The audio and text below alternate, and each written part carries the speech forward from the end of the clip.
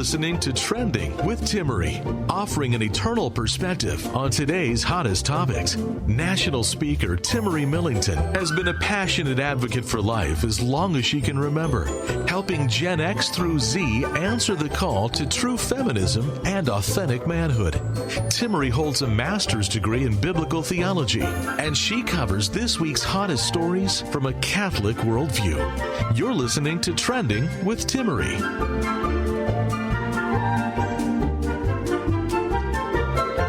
This past week, a friend sent me a photo of a magazine. It's the CAMFT Therapist magazine. That's for the California Association of Marriage and Family Therapists. And the article was all about normalizing and preparing therapists to encourage and kind of coexist with consensual non-monogamy. We're going to be talking about that in just a little bit. My guest today is Michael Gasparro. He works with the Breakthrough Clinic in Los Angeles. He himself has shared his story here on Trending. You can pull it up on our website. And he's also been a regular guest addressing the issue of same-sex attraction, the freedom that the Catholic Church offers in chastity, and the beauty of what marriage is, what healthy sexuality is. So, Michael, before we dive into anything else, Lent is coming up, and I want to remind all of us that we kind of need to plan for Lent in order for it to be successful sometimes. What has been your favorite thing you've done in the past for Lent? Oh, I think one of the favorite things I've done is in social media adjustments, I'll call them. So somehow utilizing social media differently during Lent to draw attention to my tendency to use it as a distraction, and spiritually it definitely challenges me. I love that you said social media adjustment, because I think that that's awesome. When people go cold turkey, excellent. Some people need that. But some people, it also helps to, how can I just adjust to use this correctly? And sometimes that's almost harder. Yeah, abstinence sometimes can be easier. The problem is you're not ultimately just doing something to change the pattern for after Lent. You're also looking at how is this impacting me spiritually in the moment. So one of the ways I tried to adjust once was just saying I'm not going to look at Instagram at all during the day, or maybe 2 days a week. So there's little things. Everyone has their own path to discerning their Lenten sacrifice. But I found that for me, finding moderation in social media use in new ways during Lent was especially challenging for me. Later on, we'll be talking with Michael about why should Lent go beyond self-help practices, because ultimately Lent is about a spiritual journey. And sometimes I think both Catholics and, if you notice, our non-Catholic friends, family members have started to practice Lent, the idea of giving up things. And I think part of that is because our culture loves self-help, these top 5 things to do to help you sleep better, the top 10 best ways to lose weight. Like, we love those lists. Well, you guys, that's not Lent. Lent is a radical transformation of who you are to reorient yourself to God and literally eradicate sin from your life and do your penance for the sins you have committed. So we'll be talking about that a little bit later on. Don't go away. We want to get that prep work in for Lent. In the meantime, Michael is the one who sent me this article from the Therapist magazine about consensual non-monogamy explained to therapists. Can you tell us a little bit about this, Michael? Well, the first word that comes to mind is nonsense. So I hate to be so abrupt, but I almost did fall off my chair, even though the instructions of the subtitle of the article say don't fall off your chair. So I have to admit that I was a little bit shocked by the whole premise of this article, which basically says anything other than monogamy should be respected as equal in likeness and dignity to heterosexual monogamy. To that, I say, so we can go What was that, Michael? Why. You went out for a second. I said, when you tell me that everything about consensual non-monogamy is equal in likeness and dignity to heterosexual marriage, I say baloney. I hate to be so childish in my critique, but the first thing to do is just to start off with a full stop. This is garbage. Full stop. It's funny because I was watching, by the way, if you're just joining us, you're listening to Trending with Timmerie. That's Michael Gasparro. Thanks for joining us. I was watching Victoria, rewatching it with my husband, the one that's done by BBC and PBS, the Masterpiece Collection. And it's so interesting because one of her prime ministers, one of Queen Victoria's prime ministers is Lord Palmerston. And in the show, it's depicted, I don't know if this is true, but in the show, it's depicted that he and his wife have an open marriage. She'll live in the country in Ireland. He's, with the Queen. He is working, and it's known that he has extramarital relationships. And it's so interesting when both Queen Victoria and her husband, Prince Albert, find this out. And Victoria's kind of like looking at them thinking, well, maybe that is something good. Maybe that would be something that would work. And it's in the midst of this marital struggle that she is having with her husband. And I think that there's something to that our culture right now hears the idea of non-monogamy. And I think, well, maybe this will heal some dissatisfaction I'm experiencing. Or maybe this might even spice things up a little bit. Why not? I wish I was on video because you could see me rolling my eyes. They're rolling into the back of my head. It's such a hard eye roll that I don't even know which way is up and down. So here's the thing. Yes, is it possible that some pleasure can come from non-monogamous experiences? Sure. In fact, in this article, they highlight there are a couple of kinds of consensual non-monogamy that seem preferable to the secular culture. One, polyamory. That means any conglomeration of relationship constellations is good. 2 guys, 1 girl, 3 girls, 1 guy, I don't even know. Then the other is swinging or open relationships. They don't ever mention polygamy. My instinct is that it's because it's too taboo, traditionally, to mention that, even though what they're describing essentially usually ends up harming women more than men. Because I don't know many men who are willing to share their girlfriend with several other guys. So usually, I think this comes back down to a sexist position. Most of the time, the people who pay the price in these open relationships are women, when their male counterparts want to use excuses to bring other sexual partners into it. Now, it's not always the case, Timmerie. I know that some women like polyamorous relationships and some women like polygamy, but I would say there's a lot of sexism hidden in this agenda. Michael, I'm dying over here because this is one of those moments where I'm thinking, am I old enough to be talking about this? And I talk about a lot of too much type of things. But this is one of those where it's, are you kidding me? Are we really talking about this? Yet people would respond, Michael, and say, you know what? It's 2020. Humans have evolved. They don't need marriage. Or maybe they're okay with open marriages. I mean, I have someone who went to school with me at a small Catholic university, and a couple years after graduating, they said that, well, humans have evolved. They don't need all of this. So I would ask them to make the case for what children need. We talked about earlier how often the discussion around marriage is most fruitful when we talk about the beyond just the couple themselves. And so if in these contexts of these non-monogamous consensual relationships, there are children involved, which is the result of frequent sexual activity, unless you've surgically been sterilized. Even then, sometimes you can still have children. What is the impact of this on future generations? What is the impact of this on the unwitting participants, the children you've brought into these nightmarish scenarios of swinging and sexual liberation? And I would argue the impact is strong and clear. It's negative. Now, it doesn't mean everything about those situations is negative for those children. It means the aspects of those consensual non-monogamous relationships that is non-monogamous is going to impact on the stability of the marital dyad and thus the stability emotionally of the children involved. It's interesting you say that because people might say, well, we don't really have evidence necessarily of that. We've not really seen it in the culture. And I know this is not going to be popular with a lot of people, but this is where we almost do have to speak to the experience of children whose parents have been divorced. The church holds very strongly to the teaching that once married, always married. Unless for some reason, when you were first married, there was something going into that marital covenant that was not true, that was a lie, that we were lying with our words, with our bodies, something that was hidden, that marriage may be annulled. To make a marriage null means that it was never a true marriage.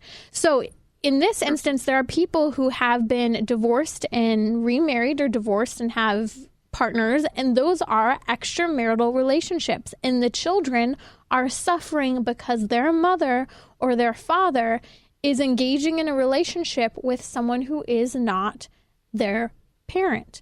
And so we do see that children of divorce experience tremendous pain in their upbringing when they see these other people coming into the lives of their parents. And if you just want to get a glimpse of this, look at the work of Layla Miller, look at the work of Dr. Jennifer Roback Morse, where we see children of divorce actually speaking up. And Catholics are not prudish. We are not puritanical. Sex is beautiful. It's amazing. And when used in the right context, it completes the marital bond in a way that is beyond human experience in almost any other capacity. So we want to be clear. You and I both are very vocal advocates for the beauty and awesomeness of our sexual desire, our sexuality, and how we enact that in marriage. But it's not an anything goes mentality, because if that's the case, like this article is arguing, eventually people get hurt along the way. And this psychologist who wrote this article, I forget her name, but she makes the argument that it's simply our bias as Western people because of the religion over time that has turned us against what could be these amazing, healthy opportunities, and we should put aside our biases to help support our clients in that goal. Well, I say to that, boo, because here's the thing. It's not just about a bias. It's about reality. And reality is reflected in cultures as well as in biology. And we are designed to be in stable, attached relationships. And when you enter into these ambiguous, non-stable or unstable dyads, triads, and other forms of sexual bizarre conglomerations, you undermine the very stability that a marriage provides for families, for their children, and for the freedom to feel fully engaged in the sexual act without fear of STIs, without fear of pregnancies with people who you're not ready to raise a child with. We're talking about Catholics. We are for awesome sex. We are pro great sexual lives in marriages. We want to help protect that for people, which is why this article does not support what a Catholic conscience would allow as a therapist for myself. Now, the last thing I'll say, Timmerie, is I wouldn't judge clients if they came in with this. I would hold space for them, talk with them about their circumstances. I wouldn't yell at them or try to force them to change, because that's a client's right. We respect self-determination as therapists at the Reintegrative Therapy. We do not, however, collude with pathology or go against our own conscience to support clients' poor behavior choices. That's Michael Gasparro. You're listening to Trending with Timmerie. I think I'm using this phrase correctly. Serial polygamy, that's what most people live, even though they're not married. They're basically, just having multiple partners, right? I'm not sure if I'm using that correctly. Do you know? Yeah, I've heard that term serial monogamy even, and both probably exist. It's sort of like how many people are you engaged with at the same time, and are you moving from relationship to relationship, or are you engaging in multiple relationships at once? Both of those lend themselves towards unstable senses of attachment. You're not feeling secure in your attachment with that one person. And so that's going to undermine well-being we seek in relationship. What's underlying behind that unstable sense of attachment? Often people begin to have attachment issues from a very young age. In families, if you can voice that your needs and your wants are important and that it's likely they'll be responded to by your parents and family members with clear attempts at meeting those needs, even if it's imperfect, then you often have secure attachments from an early age. And people with insecure attachments probably have a harder time securing attachments in relationships in adulthood. Interesting. So I think that this is a key topic, and it's something that your colleague has shared with us about Thomas Schmier. And when we talk about, creating healthy attachments, the importance of being affirmed, we're living in the midst of a generation, I think almost two generations, because I think both the millennial generation and the current Gen Z have been unaffirmed, but even, that Gen X has had, that first level of generation that has faced divorce and promiscuity in the culture, even that rejection of their own children because they could have aborted them. And so sometimes they look back at their children from Gen X and think, hey, I didn't have to have you, maybe you were a hindrance. We start to have this, attitude of, you're a waste, you cause problems. You hear people say this, that this has caused a tremendous lack of correct attachment and affirmation for so many people. And so my question always is, what can we do if maybe, you feel like you're a product of that? Well, I think the first thing for your audience to remember is that therapy can be a helpful way to address attachment wounds. So people who have broken childhoods, like you're talking about, children of divorce, people whose parents were unable to form a secure attachment style in their home for abuse or addiction or other issues, should have hope, because we believe in a God that is a God of all healing. So it is possible to seek healing for these relational wounds that are limiting our ability to form secure attachments in our adulthood, whether it's in a marriage or with friends. That's my first message, is one of hope. And second, you're right to note a generation of people were raised with the idea that divorce is the norm. It's okay. There's no issues with it at all. And abortion is acceptable. So, of course, we see a rise in this interest in completely sort of disordered relationship structures.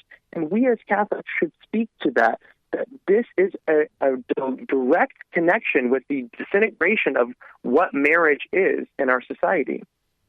Amen. That's Michael Gasparro. You're listening to Trending with Timmerie. See what happens when we go off the path of what God created for marriage. And so here we are in the midst of whether you or someone you know and love has experienced this. We have resources. CatholicTherapist.com. Michael Gasparro belongs to this network. He's doing awesome work with the Breakthrough Clinic in Los Angeles. We have reintegrative therapists. Also, you can check out reintegrativetherapy.com.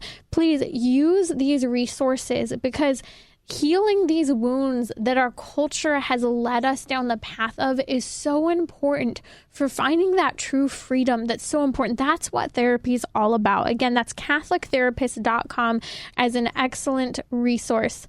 Michael, I want to talk to you about another one of those episodes, and we got to be, careful how much we say here, but there was an episode of having to do with attraction on Netflix. It's their program that was hosted for sex education between, really Netflix and Vox. They're trying to, really influence teenagers here who are looking at Netflix. And they did a whole series. We talked about sexual fantasies in the last episode.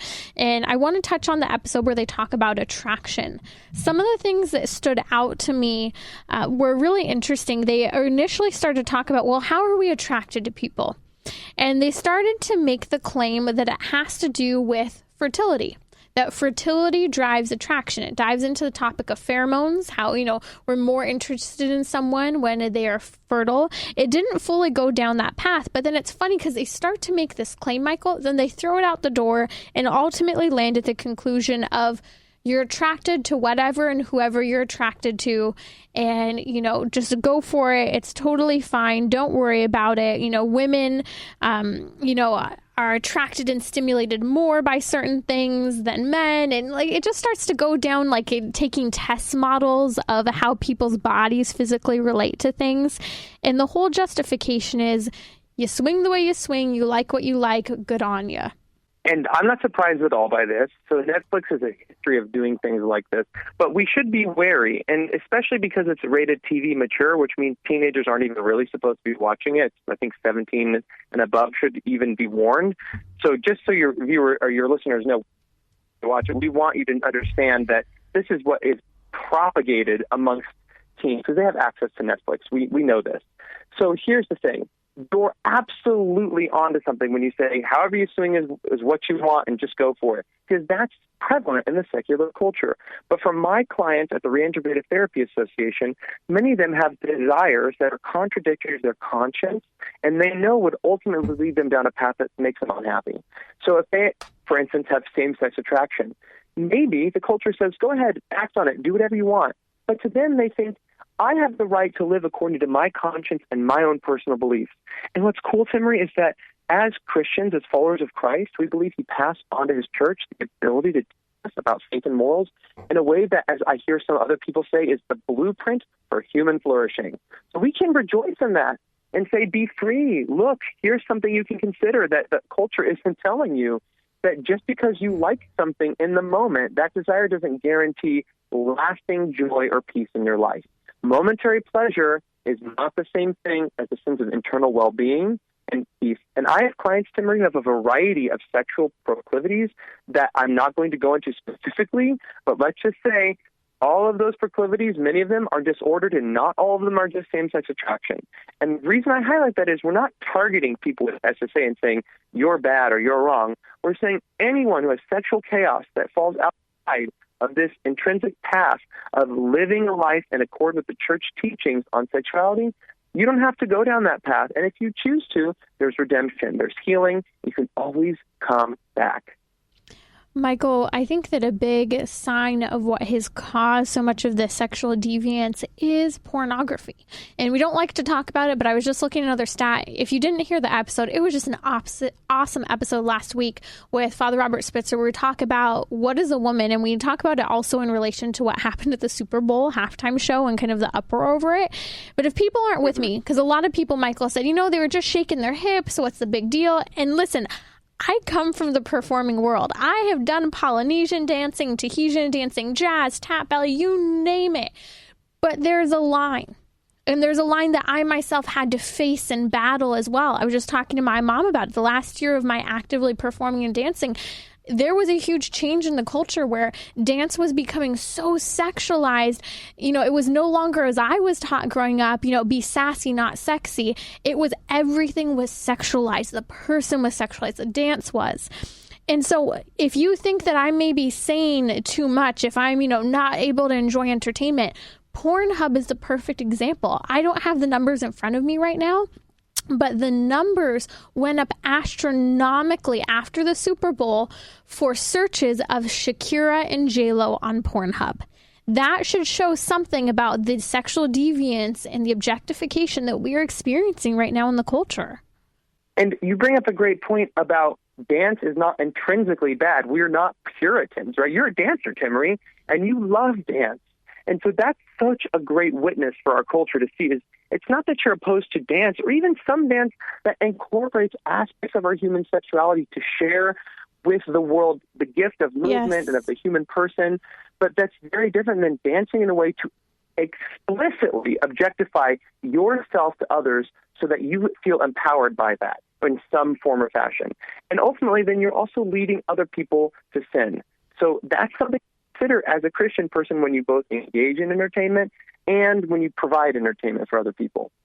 That's Michael Gasparro. You're listening to Trending with Timmerie. Be sure to follow me on Instagram. You can find me at Timmerie. That's Timmerie.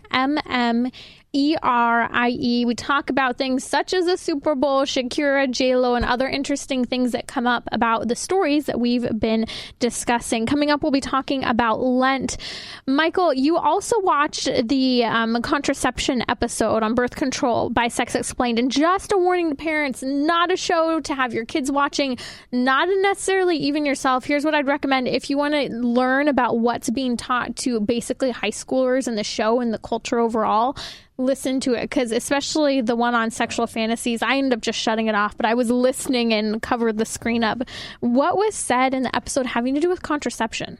One of the takeaways that it's good for your audience to hear about is that the development of hormonal contraceptives came at a great cost to women's well-being. And this is very important for women to hear, that male doctors, especially in a male-dominated field, felt very empowered to experiment on women's bodies using a variety of what would be considered now even unethical methods. And women deserve to know the full story. So would you recommend that episode? I would recommend a parent who wants to know what the culture is pushing about birth control to listen to it and understand their angle. But keep in mind, they have an agenda, which is to say that birth control and contraceptives are good. It's just that maybe we didn't go about it the right way.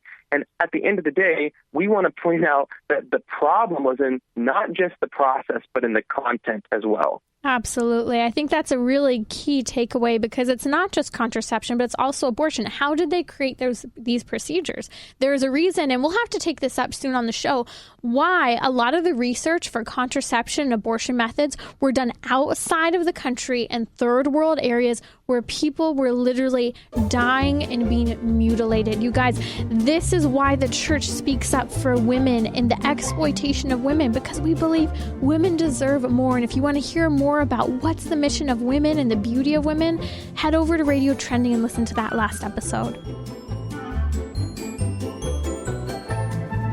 Timmerie will be right back. Send her a tweet at Timmerie. That's Timmerie.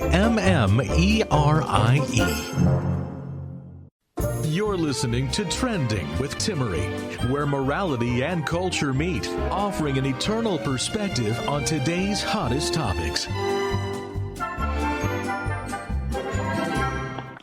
What a neat time to start to prepare for Lent. We're still a couple weeks out and we need to make a plan. So I'll be giving some tips for what to do here, but what a neat opportunity to have an associate marriage and family therapist, Michael Gasparro, with us today. And here's my question for you, Michael. In preparing for Lent, why should Lent go beyond self-help practices? Because you're a Catholic and you're all about self-help practices and healing, but it's more than that. It's not a therapy session. What are your thoughts there? Well, I don't know about you, but every Lent after it finishes, I know I'm perfect. I've solved my issues. Oh, yeah.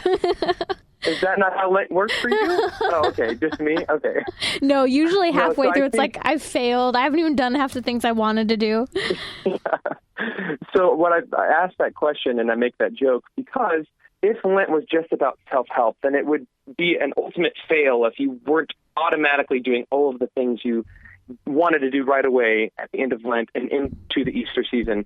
But remember, we're not just giving up bad habits for Lent. We're actually even sometimes giving up good things to fight either a penance or an attempt at noticing where our spiritual attachments are, limiting our spiritual growth. I love that. So we talked earlier about one of the things you really tried to do before, and that was you loved doing the social media readjustment. Now, you did that. Why did you do that? And again, you don't have to share too much unless you want to. I'm going to guess there's a spiritual dimension to it. Yeah, I still work on this, and I'm in the midst of probably having a similar Lenten journey this year.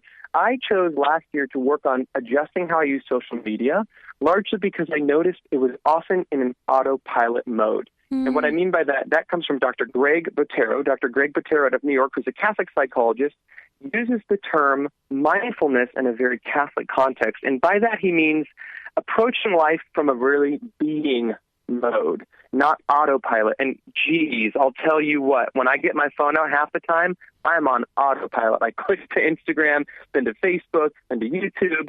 And before I realized it, spent 10 full minutes on social media without even noticing. So my reason for using this practice during Lent of adjusting my social media use was because not that social media is bad, but I noticed there's some of an attachment to using it as a distraction that spiritually isn't serving me well all the time. So Lent is a chance to readjust a little bit and be more mindful about how I'm consuming social media. But that doesn't mean it's for everyone or for everyone needs to do it in that way. And I'm going to make it a recommendation. It's a little extreme, but I actually have a lot of listeners of Trending who did this with me a few years ago and still live by it, including Father Tim Grumbach. He's with me on this. We have most of our technology on a black and white screen. I have had my phone on a black and white screen, I think, since about 2016. So about 3.5 years now. And I know some people are going to go, wow, you're paying for such expensive technology and so forth. Yes, but I don't need to be getting pleasure out of it. I need to use it as a tool. And let me tell you this, the first week of having my phone on black and white, I remember looking at my phone because, so say you're driving, you're at a light, my hand would be itching to pick it up. I'd pick it up. And then I would look at the screen and I'd literally look at the screen and either say out loud or in my head, this is so dissatisfying. And it was so interesting to me. And I think, unfortunately, some of the strength of that has worn off somewhat. But there is this allure of the colors and the way it influences the brain and how we're drawn in. And same thing with a lot of the notifications. So, it's something to keep in mind. But it's called the Black and White Challenge. You can find it at radiotrending.com. I really recommend this. If you're the person who needs to be better with social media, that is one great option, I think. Yeah, that sounds really interesting. I'll let you know if I take up that challenge. I know that for me, social media can be used well, and it can be used in a very poor way. So I certainly want to offer to your listeners that I am standing here as a fellow human being in need of continued pruning in this regard. So this is a great Lenten challenge for all of us. So I have another idea, too, for finding something to do for Lent. And Michael, throw your ideas in here. That's Michael Gasparro. You're listening to Trending with Timmerie. One of the things that we can work on is maybe there's some sort of deep-seated desire going on in yourself, and it isn't quite right. Maybe I have an ulterior motive. Maybe there's a reason I'm getting angry about something. Maybe there's a reason I'm having this dissatisfaction. Maybe working on tempering whatever that desire might be and making a plan for behavioral modification when it comes up, or making a plan so that it doesn't happen in advance. Do you have any advice for that, Michael? I think one great thing for your listeners to consider is noticing the desire first. So, it sounds obvious, right? Notice what it is. But sometimes when we want things, we want them so bad that we just go right to it. Again, coming back to the autopilot idea. So what I ask my clients sometimes is who deal with same-sex attraction, and they sometimes deal with enacting behaviors that are not healthy for them, that are not in line with their goals or their conscience. I just say, hey, why don't you take a moment, whenever you notice this proclivity is coming up, and say, what am I feeling? What am I thinking right now? And what am I wanting? Do an assessment of how you're thinking, how you're feeling, and what you're really wanting. And a lot of times what you're wanting is more than what that behavior is offering you. So we're looking for kindness or connection or compassion or feeling wanted. And so when we slow down, it helps us not only to notice the desire, but to maybe look at the underlying need that's greater than the specific action would give us to begin with, and we can look for a healthier way to start enacting getting that need met in a good, positive sense. I love it. Okay, here's another one. My husband right now is loving reading about the Crusades. And he was telling me about some of the stories of the people behind the Crusades and how a lot of the men who were participating in the Crusades were doing it for the greater glory of God, for the kingdom of God, to help in the mission of the Crusades. But he was also sharing that some of the men also recognized this was a penitential act for the sin they themselves had committed during their lives. And so they were, pummeling their body, making the sacrifices as St. Paul talks about. And I was thinking about how maybe there's a sin that you're attached to, or maybe a sin that you're not attached to anymore, but you still keep being reminded of it. Maybe you need to make some sort of reparation. Maybe you need to, this Lent, go and volunteer at, a crisis pregnancy center, at a homeless shelter, whatever that might be, to help you in offering something up to make reparation for that sin. Any ideas here, Michael? Well, one thing to consider is that as Catholics, we believe that penitential acts to make reparation for sin is not the same as being forgiven for that sin. Amen. So I do think it's good to help people remember that forgiveness is a gift. Grace is a gift. And then reparation is the process that kind of enacts the healing that the forgiveness initiated. And I'm not explaining it perfectly, and I'm not a theologian, but we do want to offer that clarity. I think that's important because we're not telling people, if you do this, that will mean you're forgiven, right, because you weren't forgiven already. But we are saying there's holes in your fence, like nails in the fence. Jesus pulled the nails out, but there's still holes. So how can we help fill in the holes of the fence? And you mentioned going to a homeless shelter. Well, another great option to consider is if you struggle with pornography, maybe a reparation is to give up some social media use that we talked about already, or make sure you're monitoring your reading versus your technology use.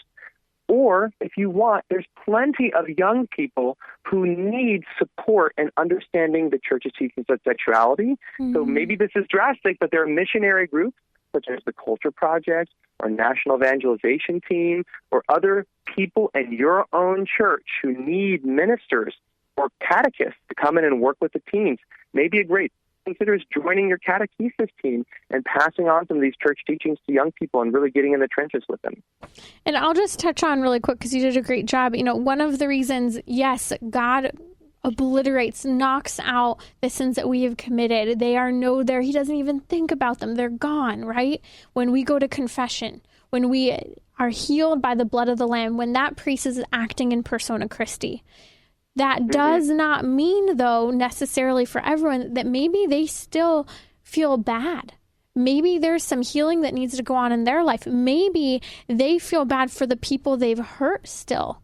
And so that's where sometimes the reparation back into our community, back into our families, that's where sometimes that reparation helps with the healing process. Not that we haven't been forgiven, because forgiveness is through God, but we can help in repairing those broken bonds to society and our own humanity.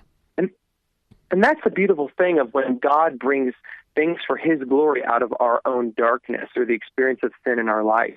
From our greatest wounds, sometimes comes God's greatest gift to the community through us. I want to encourage people to, maybe if you're married or maybe, you live with roommates or family members, honestly consider asking them what you can work on this Lent. See what the suggestions are of other people, because sometimes, the people we live with are the best people to actually tell us this. Now, I'm not telling you to go and tell someone else what they can work on. Please don't go and do that. But if you're going to ask, here's my challenge. Honestly ask if you're going to, and don't get mad and don't make excuses when you hear what they have to say. And also don't object. Take it for what it is, contemplate it, think about it, and see what might happen. Yeah, that's opening yourself up to a serious vulnerability, but a beautiful opportunity for growth. I'll have to definitely consider that with my roommates. I'm sure they'd be happy to share the areas that I could continue to grow. Michael, thanks so much for being with us. Where can people go to find out more about you and your work? If they want to about our work with people who are dealing with unwanted same-sex attraction, they can visit us at the Reintegrative Therapy Association. That's reintegrativetherapy.com, or at thebreakthroughclinic.com, where we help people deal with a whole variety of mental health challenges such as addictions, depression, anxiety, etc. Excellent. You can catch other episodes where Michael has joined us here on Trending, including his own testimony that he shared a couple of months ago. Just head over to our guests page at radiotrending.com, and underneath his bio, you can learn all of the different episodes and various topics having to do with sexuality where Michael joins us.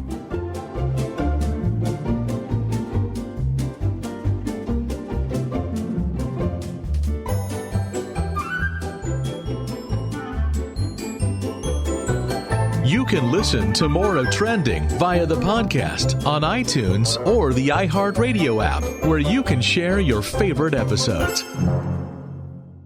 You're listening to Trending with Timmerie, where morality and culture meet, offering an eternal perspective on today's hottest topics.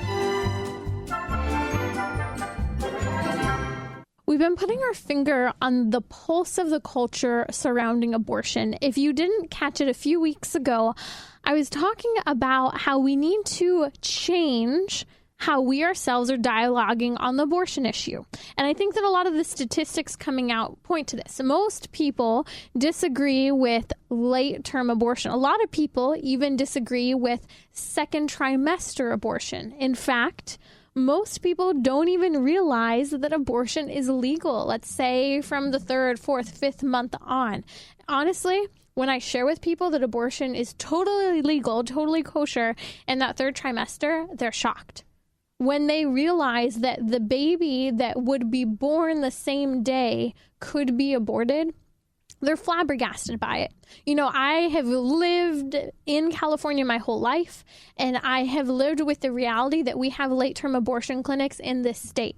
There are multiple other states that also have late-term abortion, which is why 2019 was a turning point. And I keep saying this because it reopened the conversation about late-term abortion, because a lot of people didn't realize it was there, and then they were flabbergasted when they saw places such as New York or such as Illinois passing laws to write into the state constitution, in case Roe versus Wade was overturned, that abortion needed to be legal through all 9 months of a woman's pregnancy. So if Roe v. Wade's overturned, at least that state has a law on the books for abortion, because the law will go back, or the decision will go back to the states if Roe v. Wade is overturned. So what's on the books? That's part of the cultural battle that we are seeing right now. We see so many states like Alabama, we see states such as Iowa and many others trying to make sure that they're passing new pro-life or pro-abortion laws. And we'll see some court battles coming up all the way up to the Supreme Court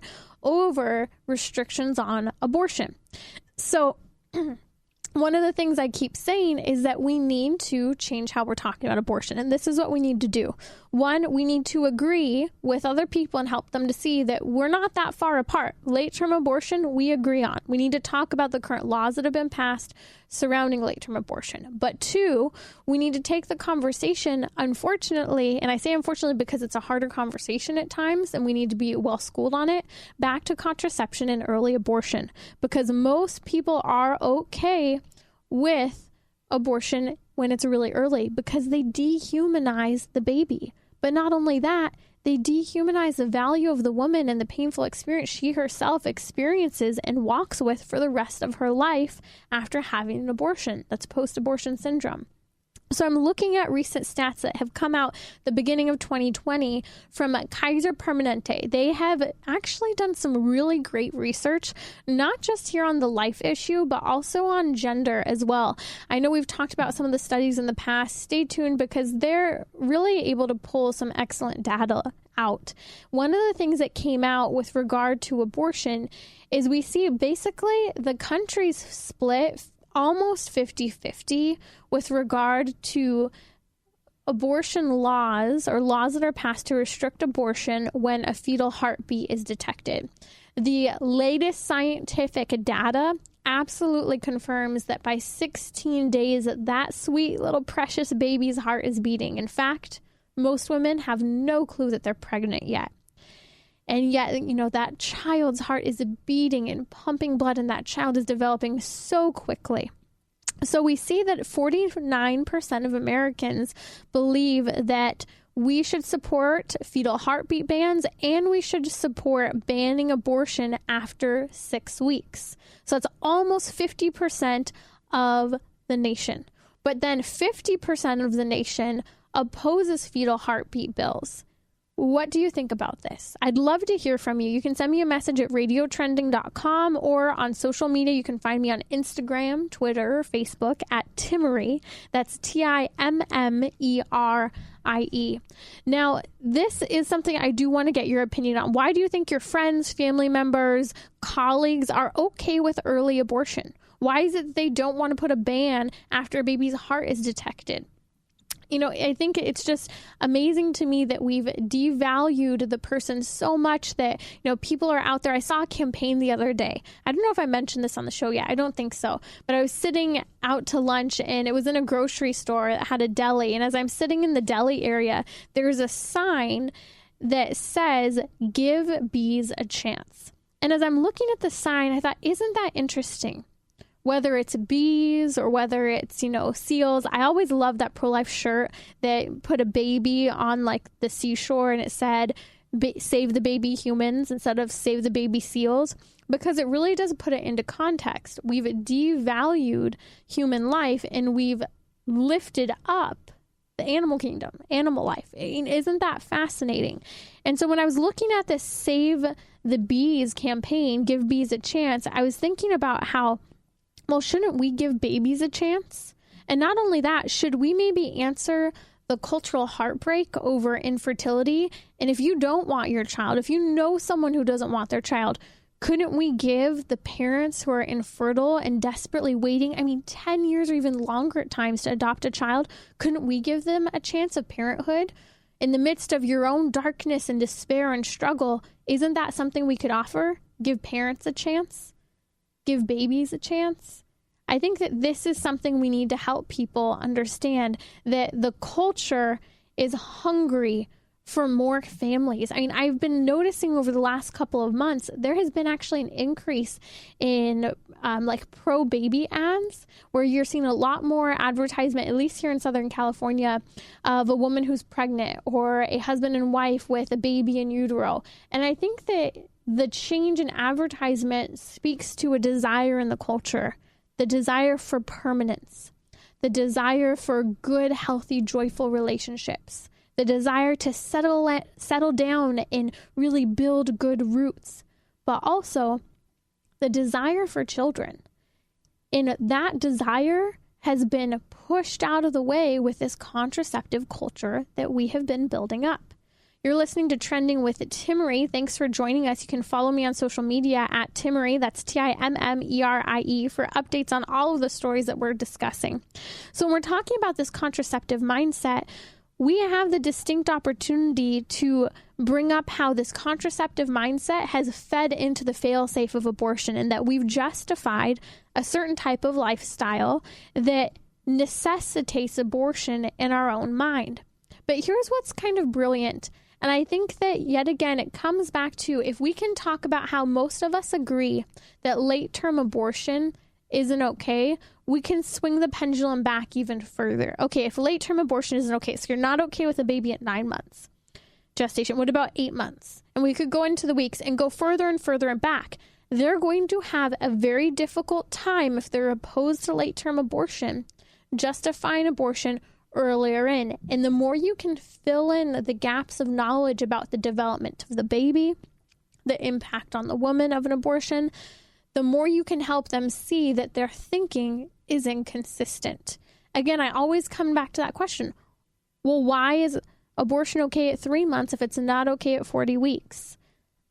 I challenge you. Are you willing to go there and have those conversations? You're not accusing anyone of anything. You're helping plant seeds of questions to help people question what their own ideologies are about these issues. So here's a moment of bipartisan agreement, I would hope. And I think that this was really a takeaway for me in watching the State of the Union address over the last couple weeks, is that our president, there was only one time during the State of Union where he said there should be bipartisan agreement here. And that was with regard to late-term abortion. And he called on our elected officials to come to an agreement and bring to his desk a law that would ban late-term abortion.